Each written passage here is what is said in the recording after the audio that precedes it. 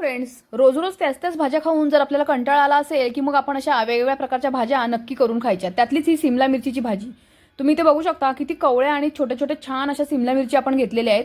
अतिशय सुंदर चवीला लागतात. यामध्ये बिया अजिबातच नसतात. त्यामुळे अशा छान सिमला मिरची छोट्या छोट्या निवडून आणायच्या. त्यानंतर त्याची सगळी देठं आपल्याला काढून घ्यायची आहेत.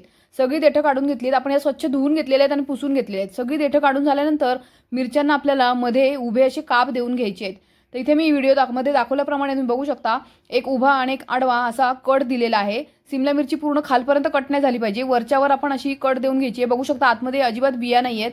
अगदी एखाद दुसऱ्या मिरचीमध्येच एक दोन बिया निघतात. या मिरचीमध्ये बिया कमी असतात म्हणून या मिरच्यांचा वापर आपण भरलेल्या सिमला मिरची करण्यासाठी वापरायच्या आहेत. त्या अर्धी वाटी चनापीठ घेतलंय. चनापीठ छान बारीक गॅसवरती अगदी खरपूस होईपर्यंत आपल्याला भाजून घ्यायचं आहे. ते एका बाउलमध्ये आपण काढून घेतलेलं आहे.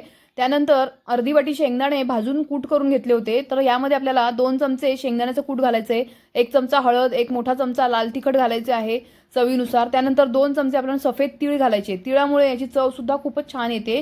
2 चमचे तीळ घालून झाल्यानंतर आपण कोथिंबीर धुवून ठेवली होती. बारीक चिरलेली कोथिंबीर घालायची 1 मूठभर. त्यानंतर चवीनुसार आपण मीठ घालणार आहोत. हा सगळा मसाला आपल्याला मिक्स करायचा आहे. हे व्यवस्थित मिश्रण मिक्स करून घ्यायचं आहे. त्यामुळे भाजीची चव खूपच वाढते. आता इथे आपण खरपूस जे भाजून घेतलेले आहेत शेंगदाणे आणि चण्याचं पीठ, त्यामुळे एक छान चव येते आणि पटकन भाजी वाफते सुद्धा. त्यात आपल्याला घालायचं आहे 3 चमचे तेल.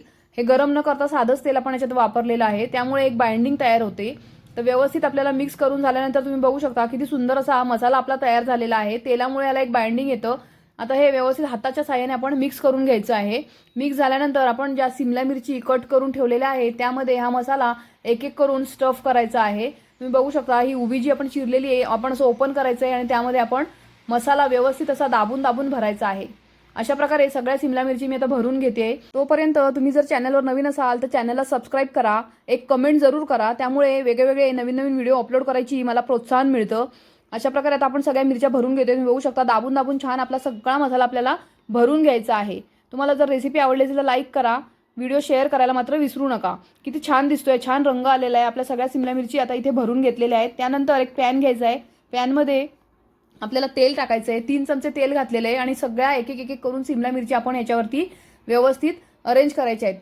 अशा प्रकारे सगळ्या सिमला मिरची मी तेलावरती ठेवून घेतलेल्या आहेत. त्यानंतर आपण झाकण ठेवायचं आहे आणि 5 ते 6 मिनिटं अगदी बारीक गॅसवरती छान अशी आपली भाजी वाफवून घ्यायची आहे. तुम्ही बघू शकता वाफ छान आलेली आहे. त्यानंतर एक एक करून आपल्याला उलट दिशेने करायचं आहे आणि दोन्ही बाजूनी छान सिमला मिरची भाजून घ्यायच्या आहेत. अशा प्रकारे छान वाफेवरती पटकन शिजतात. चण्याचं पीठ आपलं भाजलेलं असतं त्यामुळे पटकन भाजी तयार होते. आवडली असेल तर लाईक करा, चॅनलवर नवीन असाल तर सबस्क्राईब करा. तुम्ही बघू शकता आता आपण हे सगळं एका डिशमध्ये काढून घेतलेलं आहे. अशा प्रकारे तयार आहे आपली स्टफ सिमला मिरचीची भाजी. या भाजीमुळे तुमची जिभेची चव तर वाढेलच पण ताटाची शोभा सुद्धा वाढेल. एकदा नक्की करून पहा.